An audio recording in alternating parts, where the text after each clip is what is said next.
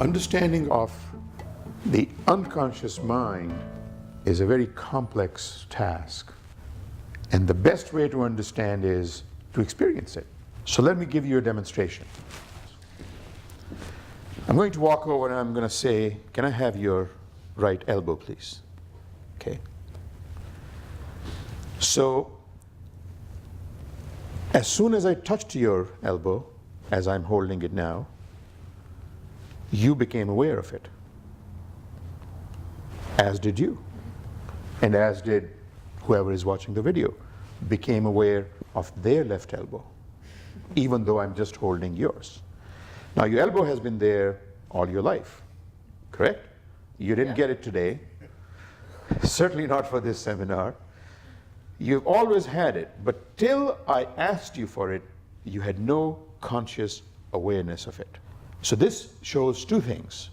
It shows a huge portion of information is out of your awareness, but it's always there. And the brain makes available to you what you need at that time. That's one part of the demonstration of what happens, how the mind functions. Okay? Now, the second part of it is that now I'm going to come back, and this time I did not have to ask you to give me your elbow. Okay? I just did this. Okay? So you saw visually, you understand the gesture, and you offered me your elbow. Okay? This is what you call non-verbal communication. It was quick, it was fast, straightforward, there's no confusion in your mind, what I want, and I hang on to it. And again, not only you are aware of your elbow, but anybody who would watch this video at this moment is aware of their elbow. As a matter of fact, if I were to say, I don't know, 6 months, a year, or 2 years down the road, I was to meet you somewhere, coincidentally, and if I walked over to you and I said, you know, you tried to resist a little bit, just a little bit, but then your social skills came up and you said, I can't do that, I gotta give in. Okay, so you would give me your elbow. And when she does that, if you happen to be in that room, for example, you would remember all this instantly, as would you. Less so in your case, more so in your case, because you are a part of this experiment. So you are participating.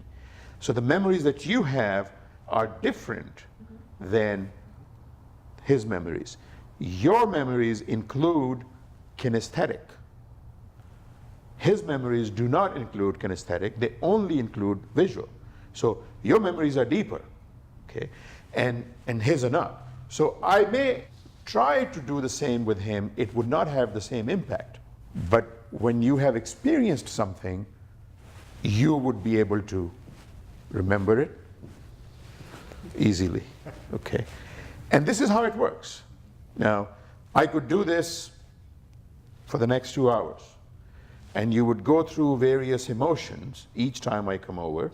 There'll be different files that would come up. You would have different thoughts about it. At the end of the day, you will simply move your elbow and you will let me have it. This is also how the human mind is programmed.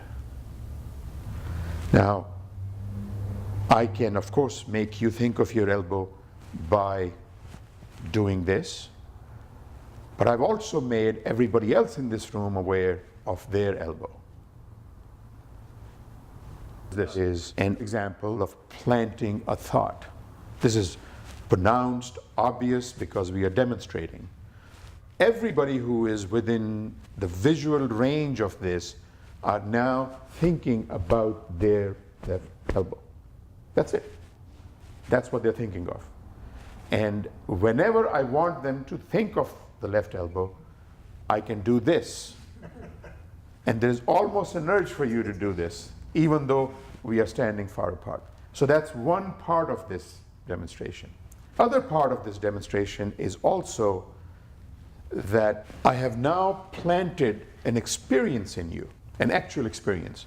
that you and I share. Now, this is a simple, non-intrusive, respectful kind of experience. It could be any kind of an experience, but I have placed it in your system. There is a file now that exists which has this experience.